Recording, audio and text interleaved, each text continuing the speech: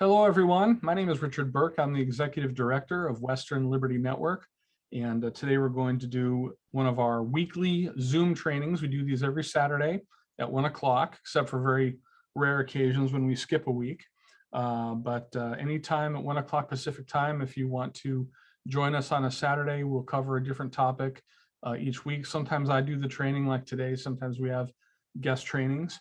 And we also have these available on our website, which I'm going to talk about right now. I'm going to share the screen.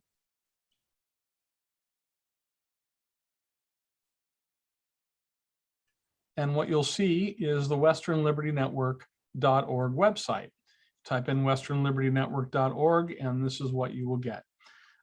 If you scroll down, you'll see a number of features. At the top, we always have the thing that is coming up.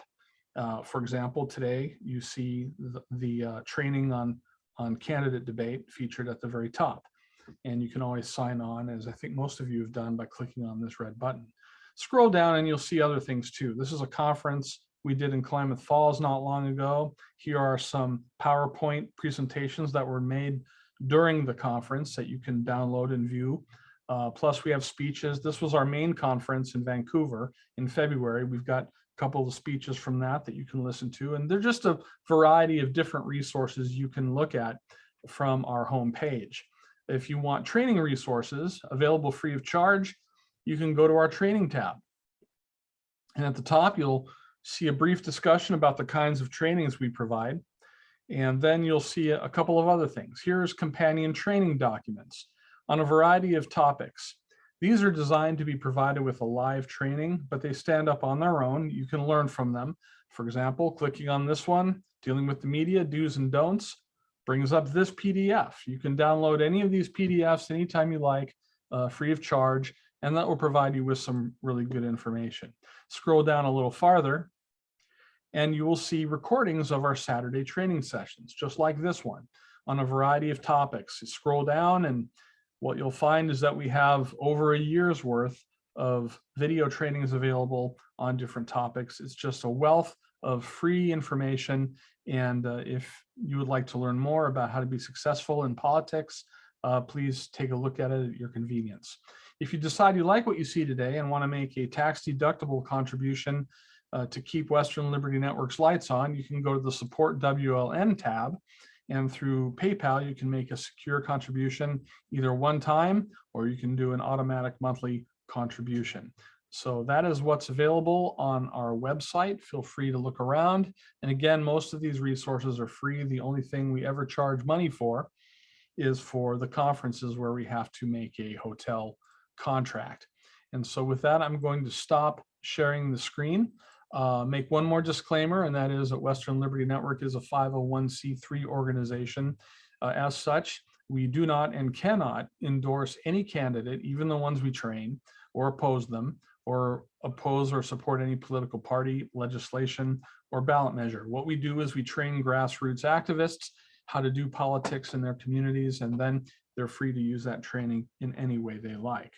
And so today we're going to talk about basic debate structure. Now, which ones of you are candidates in the current election? I know Mark Jones is. Yeah, Ron, what are you running for? I'm running for the state Senate seat here in Lawrence County, South Dakota, which is Deadwood. Excellent. South Dakota, I love South Dakota. I was there last spring, and we're looking at starting Western Liberty Network in South Dakota. We've actually got a contact there, and maybe you'd like to be involved in that as we move forward. Cindy, are you a candidate, or Jennifer? Yes, this is Jennifer, Jenny. Yeah. I can't see the raised hand icon. I'm running for Beaverton City Council. Okay, Beaverton, Oregon for yes. Our South Dakota person. And Cindy, are you a candidate? Or are you just wanting to learn more about debate? Cindy Dirksen, sometimes the microphones and such don't work, but I'm hoping you can hear and see us. So, okay. Now, I've done a lot of debate in college and high school, and I've been a debate judge, and I've been a candidate in debates myself. And so I've tried to sort of wrangle up things that are very helpful. If you've never been in a candidate debate before, what will be really helpful. And what you're doing is you are, in essence, making a case. You are making a case that you are the person who should be elected to a particular office. So one of the things you're going to want to do right off the bat is, if you're invited to a candidate forum or a debate, find out what the format is. Sometimes you've got very short speeches in front. Sometimes, if there are only 2 or 3 candidates, you've got longer speeches. Sometimes you've got the ability to ask each other questions. Sometimes you don't. But what I've learned over time is that if you are able to set the tone and frame the debate right off the bat, you have a lot of control over what happens. And you can control the tempo, you can control the tone, and you can debate on your turf if you're very careful to do that. And so what this is geared toward are debates where you will get to make a significant presentation on your own behalf at the beginning, some kind of an opening statement, whether it's 3 minutes or 5 minutes or 8 minutes, whatever it is you have. What I'm going to do is show you the basic structure for initiating a debate, for putting yourself out there as a candidate to be elected for office, and making policy proposals and defending them in a way that makes you look good in a debate environment. I've got a document I'm going to send to everyone through the chat file, and you can follow along if you like.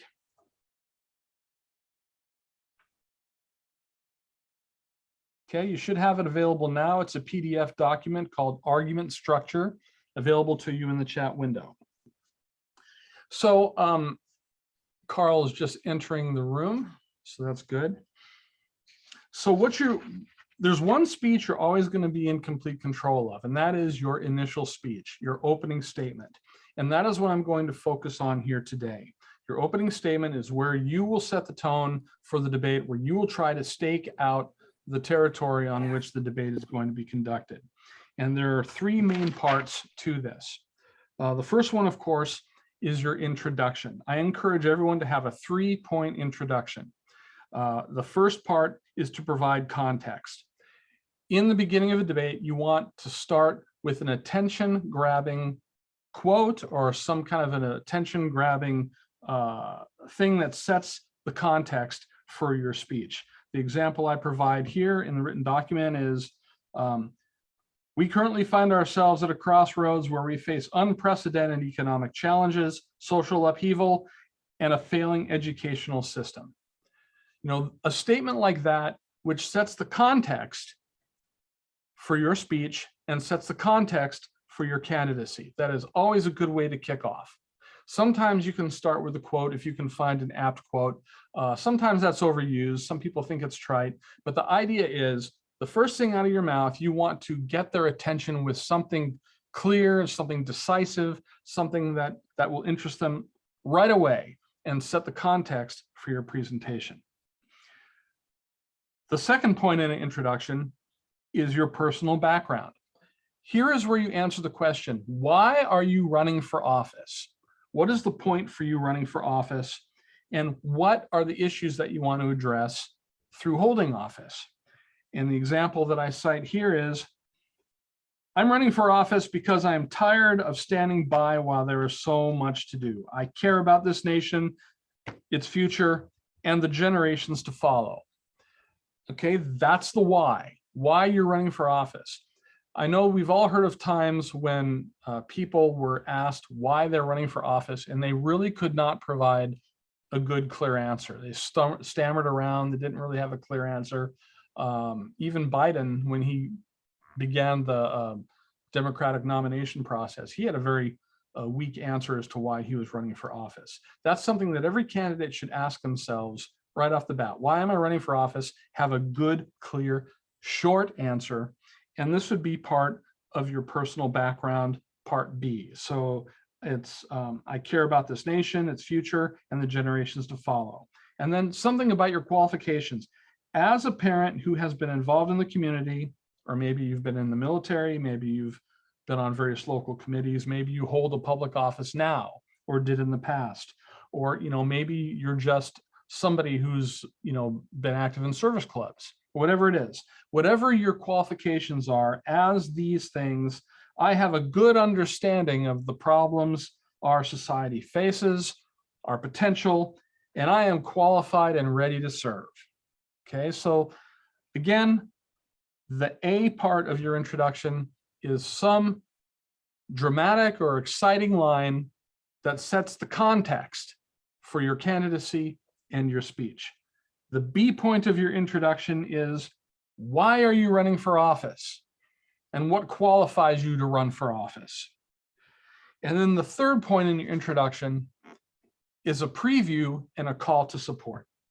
Okay, let the audience know where you're taking them before you take them there, and make a pitch for yourself as somebody they should vote for. The example I cite is, while there are many issues I'd like to discuss, due to limited time, I will focus on these three: getting our economy back on track, restoring law and order to our communities, and refocusing schools on teaching children the skills they need to survive in this world. I always like to include in that, while there are many issues, I don't have time to do it, that provides you an out in case somebody says, well, what about healthcare? You didn't mention healthcare, right? You can say, well, this is one of the ones I want to discuss. We'll get to that later in the debate, but I want to get these three in the limited time I have now.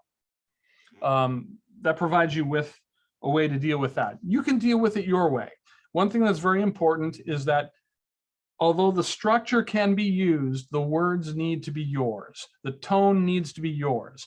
What I'm providing here are examples. It's not meant to be a script that you would necessarily follow. Just basically follow the structure, but do it in your own words so it doesn't sound stilted or doesn't sound unnatural in any way. So this is your introduction, and I've talked quite a bit about the introduction. I think it's good to set the tone, but it actually goes off very fast. I'll go through the whole introduction right now using the examples I provide. I'll say, now Richard Burke will give his speech, his opening statement. I'd say, thank you very much. We currently find ourselves at a crossroads where we face unprecedented economic challenges, social upheaval, and a failing educational system. I'm running for office because I'm tired of standing by when there is so much to do. I care about this nation, its future, and the generations to follow. As a parent who has been involved in this community, I have a good understanding of these problems, our potential, and I'm qualified and ready to serve. While there are many issues I'd like to discuss, due to limited time, in this speech, I will focus on these three: getting our economy back on track, restoring law and order to our communities, and refocusing schools on teaching children the skills they will need to survive in this world. And throughout this debate, as we discuss these and other issues, I'm confident you will agree that I am the best choice for election to this office. Okay, that's about 1 minute, maybe a little more than 1 minute. And you've gone through you've covered a lot of ground concisely in your introduction. You have set the tone for the debate. You have staked out rhetorical turf you want to cover, and you've provided context for your election. So what you're going to do now is talk about the things you want to do. Now, I'm talking about pretty big issues here: the economy, schools. If you're running for an issue or something like county commission, if you're running for county commission, as I think Mark is, you might want to talk about attracting industry. You might want to talk about growth, law enforcement, or Douglas County timber, whatever it is. You're going to come up with, and I usually encourage people to highlight no more than 3 issues in an opening speech, while always making it clear that that's not all you are. You're not just those 3 issues. You just want to cover those 3 issues in the opening speech. And after you've done your introduction, you're going to go to your main issues. That's section 2. And so using some debate terminology, you're going to have 4 things with every argument or with every issue proposal you make.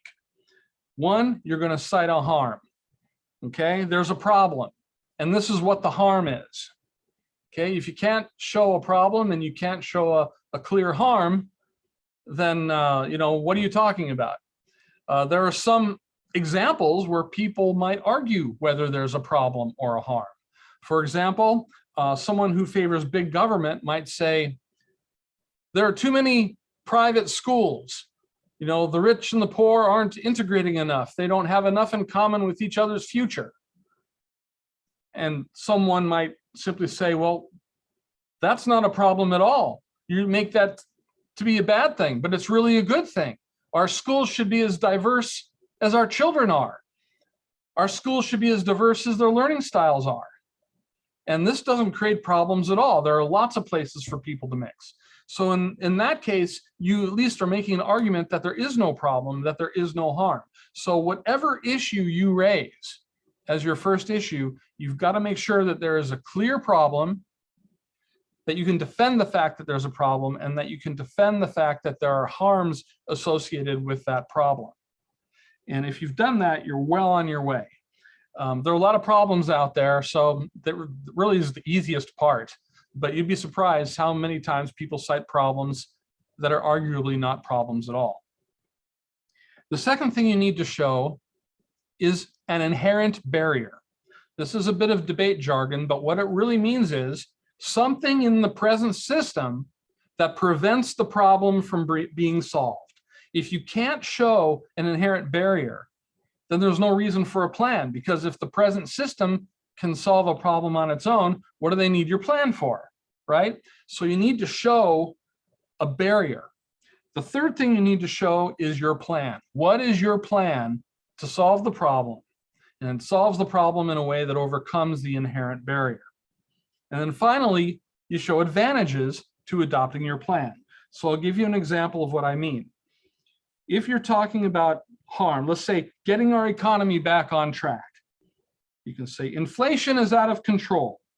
It is straining the ability of families to meet basic expenses and is eroding the American dreams of home ownership, financial independence, and a high quality of life. Okay, there you cited a problem. In this case, inflation. And what are the harms? Making it hard for families to meet basic expenses and eroding the American dream of home ownership, financial independence, and a high quality of life. You've shown a harm, you've asserted a harm, and you've asserted a problem. The second thing is your inherent barrier. Okay. Example, a big driver of inflation is that the current administration is committed to a policy of printing excessive amounts of paper money and pumping it into our economy. That makes all of our money worth less. Okay, that is what's inherent in the present system, at least by this argument. It's inherent in the present system that the current administration has this policy of printing money. That's the barrier in the current system that prevents the problem from being solved. So you've cited a problem, you've cited harms, you've cited what it is in the present system that compels change, which prevents the problem from being solved. And then you offer a plan. If I am elected, I will end this policy to stop the bleeding and do other things to lower prices, such as restoring America's energy independence. So oversimplified, of course, but you've got a plan. There's a plan there to overcome the inherent barrier. You are getting elected, you're overcoming the barrier by electing yourself as one who has policies that would end the excessive printing of money and would do things like restore our energy independence in answer to the problem of inflation and the harms that it causes. And then fourth, advantages. What are the advantages of adopting your plan? The example I cite here is, by enacting my policy, the value of the dollar will no longer be diluted through the reckless printing of money. And with restored energy independence, fuel prices will drop. In turn, lower fuel prices will result in lower costs for almost everything we buy. So you've got four elements there. And I'm going to go through it really quickly like I did with the intro. Harm, inherent barrier, plan, and advantages. Inflation is out of control. It is straining the ability of families to meet basic expenses and eroding the American dreams of home ownership, financial independence, and a high quality of life. A big driver of inflation is that the current administration is committed to a policy of printing excessive amounts of paper money and pumping it into our economy. This makes all of our money worth less. If I am elected, I will end this policy to stop the bleeding and do other things to lower prices, such as restoring America's energy independence. By enacting my policies, the value of the dollar will no longer be diluted, and with restored energy independence, fuel prices will drop. This in turn will lower fuel prices and result in lower costs for everything we buy. So you've got that same pattern for every issue you discuss. You've got a problem, you cite a harm, you show what the barrier is to the problem being solved. Usually it's the person in office now or some policy that's enacted now. And then you show a plan to overcome the inherent barrier, solve the problem, and then advantages. Now, if you have a very well organized, I mean, none of this is rocket science. You've probably heard this put in different ways before. But if you structure an opening speech in a debate in this way, you're going to provide not just information about yourself and the things you want to do, but you're going to provide a structure within which your opponent will be obliged to reply. And unless they're taking debate training too, their proposals are not going to be as well organized or as well presented, and are not going to have all of the elements that they need to be successfully argued going forward. Now, the third part of your opening speech in the debate is, of course, your conclusion. You know, if you want to call each of your three issues a main point, you can say this is a little bit like a 5-paragraph expository essay like you did in high school, where you have an introduction, main point 1, main point 2, main point 3, and a conclusion. It's not too much different here.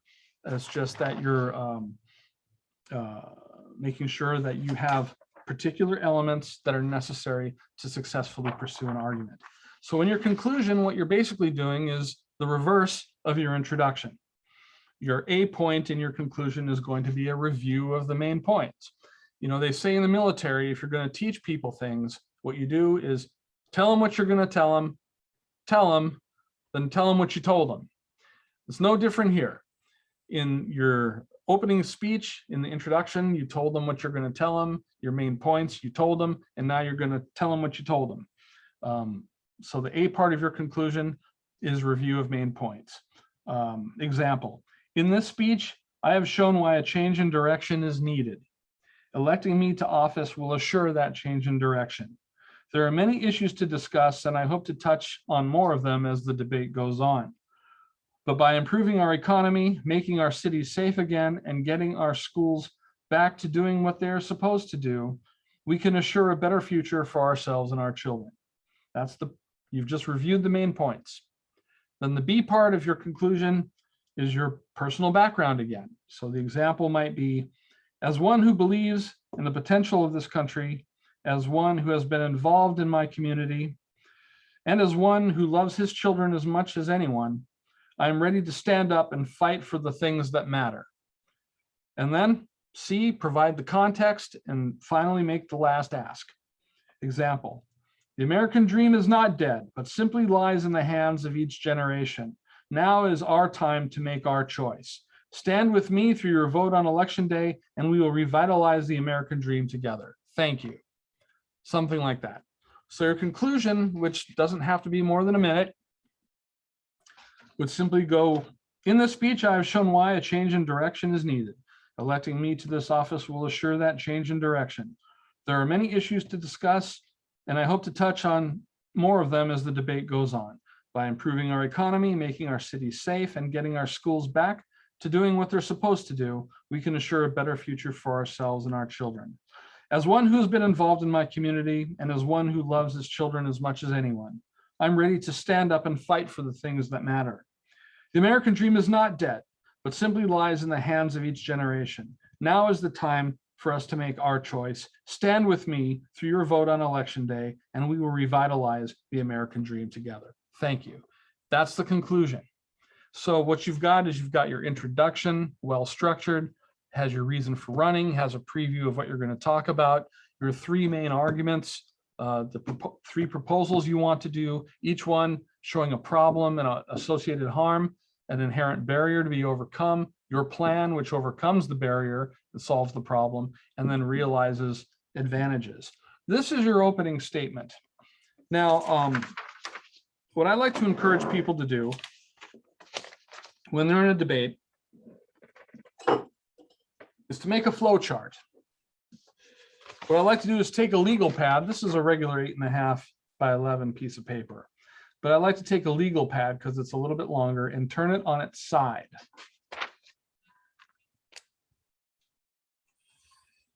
And ahead of time, make some lines like this.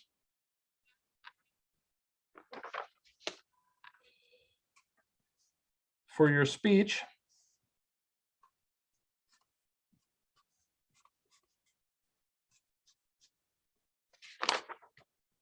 put down your speech in advance on the first part of that.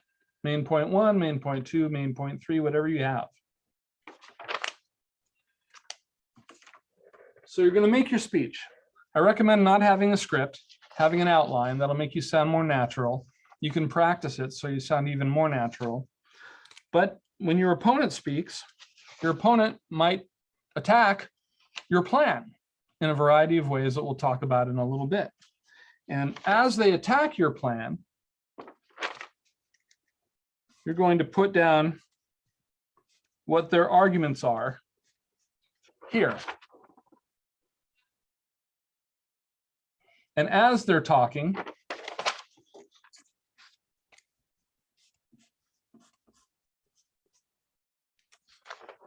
you'll prepare your counter arguments.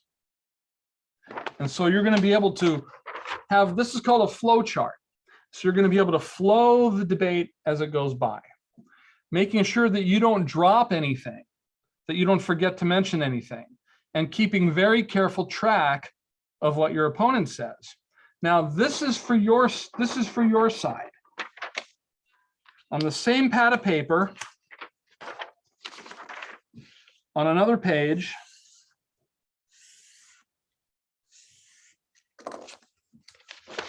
you're going to do the same thing, but only you're going to track what your opponent says. Like that. When your opponent gives their opening speech, you'll outline it as you go along. And as you outline it, you might think of things to say.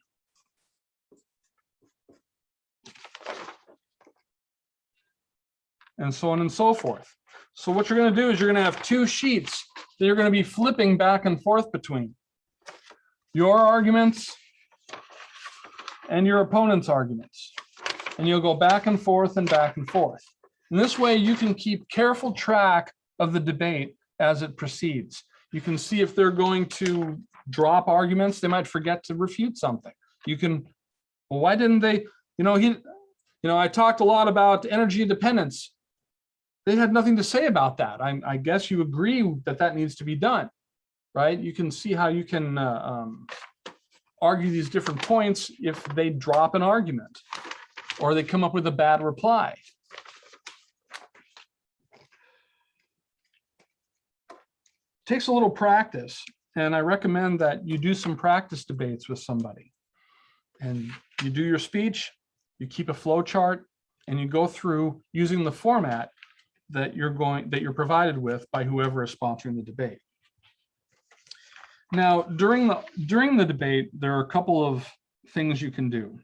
There are 5 what are called, let me see, do I have this here?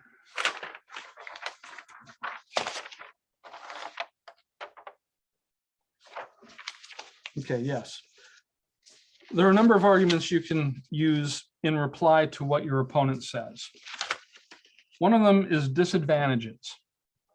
Okay, you can undermine your opponent's policy proposal if you can demonstrate that his or her plan would result in unintended or undesirable negative consequences.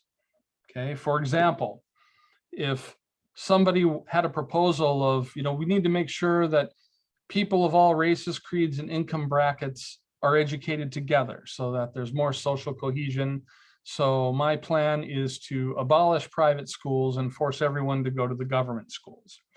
You might fight such an argument by pointing out disadvantages. You can say something like, one disadvantage is millions of children will be poorly served. That they have different learning styles, they have different value systems, and that the government school cannot meet these needs with a one-size-fits-all program, and you're going to end up with a lot of failure in the schools and a lot of students who are not getting what they need. That's a disadvantage that you can use. If someone wants to have print more money and provide guaranteed minimum income, you can cite inflation as a disadvantage. Anything that results in an unintended or undesirable consequence can be used to undermine your opponent's proposal. Solvency is another one.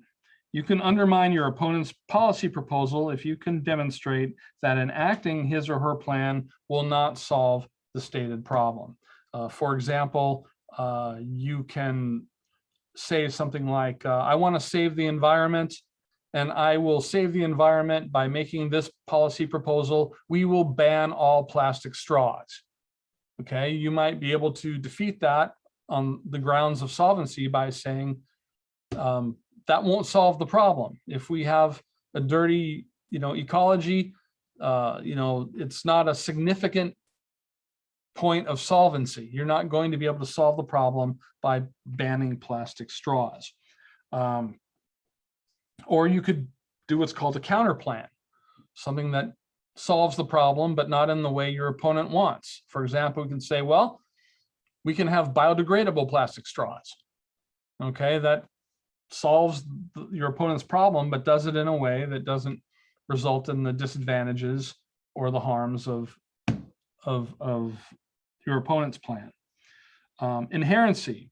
You can undermine your opponent's policy proposal if you can show how the present system is capable of solving the stated problem without enacting your opponent's proposal. So let me see if I can think of an example of this. If you have a situation where, okay, we need to increase the size of our Navy because our Navy is not large enough to defend our shipping lanes and defend our coasts. The opponent might say that we already have the largest naval budget in the world and more money is being allocated for the construction of more ships next year.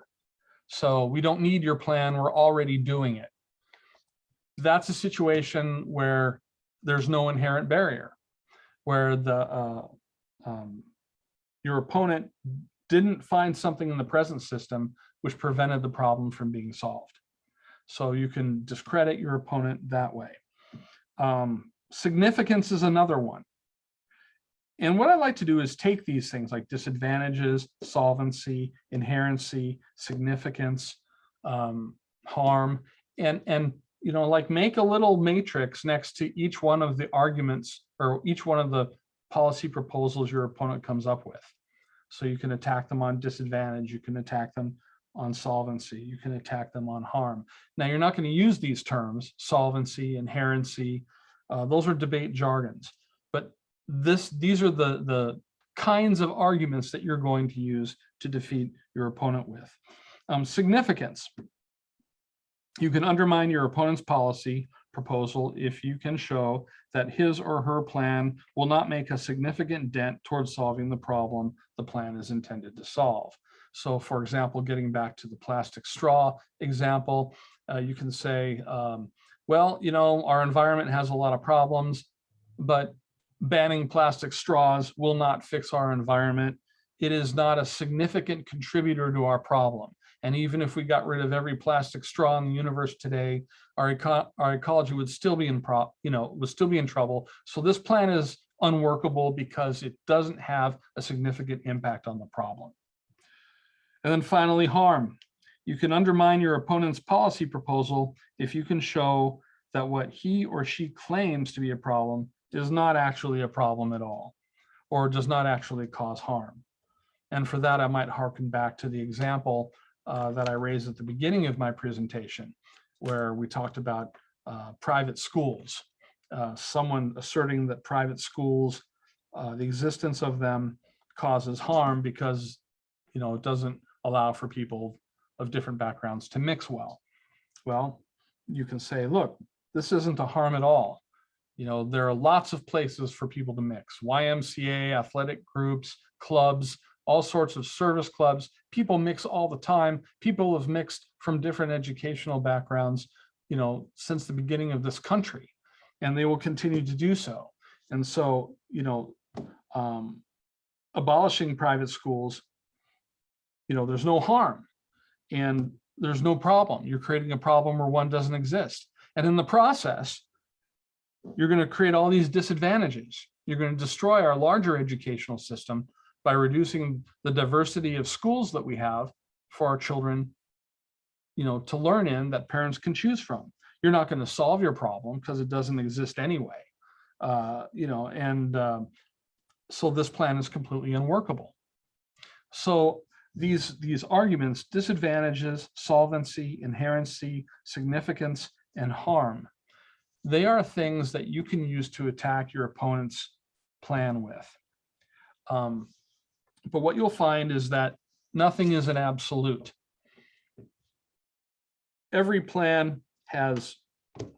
Almost every plan has some advantages and has some disadvantages.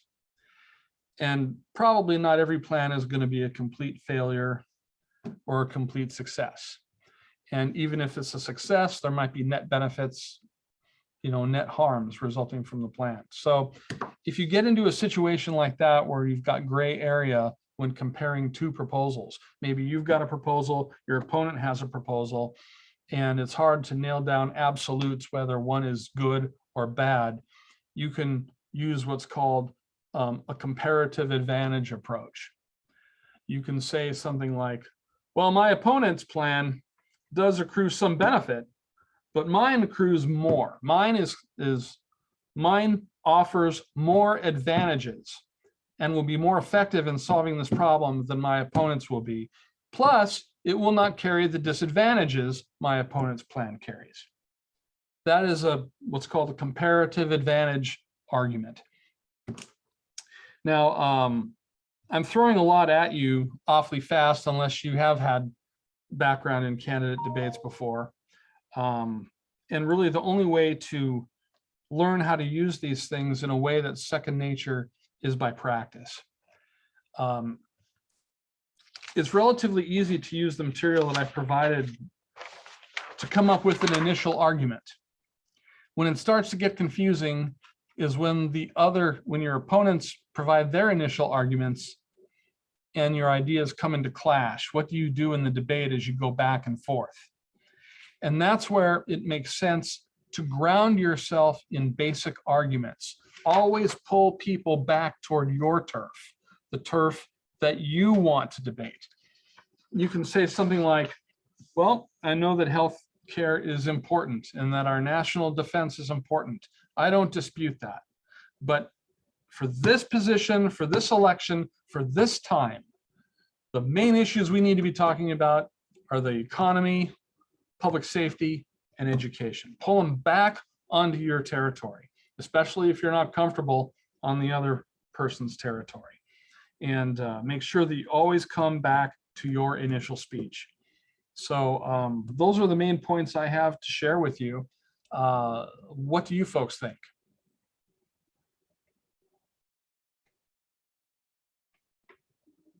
How about you, Ron? Sure, pick on the guy in the box, in the top box. Pretty good. I appreciate it. It's a good review. It's been a long time since I've been in high school debate class. My challenge is, it's not going to be a debate. It's going to be a candidate forum. Where there will be a moderator asking questions that the the civic organization that's putting this on will have already predetermined these questions. We don't get to see them ahead of time, but sure. So there are contentious issues or a a divergence of ideas between myself and my opponent. The same party, it's a primary race, Mhm. but and our primary race is our general election because there is no Democratic opponent that filed for the seat. So Okay, it makes it it will be a knife fight on the 14th of May. So sure. ought to be exciting. Well, I'd like to comment real quick on that. If you're dealing with the candidate forum and not an interactive debate, you can still use this material. Oh, I will. You'll probably still be allowed to make some kind of an opening statement. Yes. And in that statement, you can use the introduction structure exactly as I've provided you for it.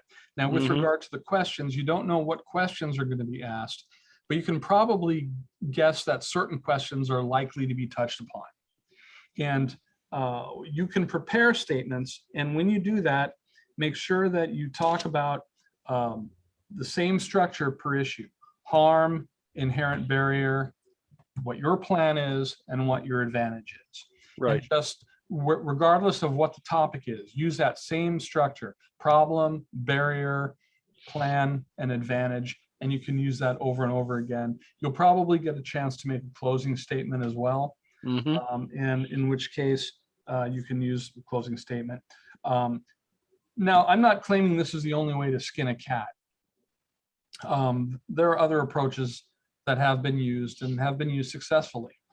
But what I've come to realize is that unless you've done a lot of debates professionally, if you haven't been in a lot of candidate debates, and maybe you have, I don't know, it's really helpful to stick with an expository form. It's something that we were all taught in high school. It's something that we're familiar with, and it goes right into what's called NDT debate structure, which is a great way to make a case. So I really encourage people to stick with the basic structure here, making sure that you insert your own language, your own words, and inject your personality into it. But you were saying, did you have something else to say, Ron? No, I definitely will. And you guys are making me just a tad homesick because I was raised in Hillsboro, Oregon. So Oh, very good. so you know there's a reason I didn't retire back to Oregon, because I'd be in prison, but because I'm so Republican. Wouldn't we all? Yeah, I know. I'm joking. I wouldn't be in prison. You'd never catch me. But so well, let me ask you this. So you've described a very serious professional tone. My speaking style is I interject humor, self-depreciating humor, Mhm. poke a little bit at the opponent, to throw them off balance. My opponent is very thin-skinned, and when he's poked, his temper shows.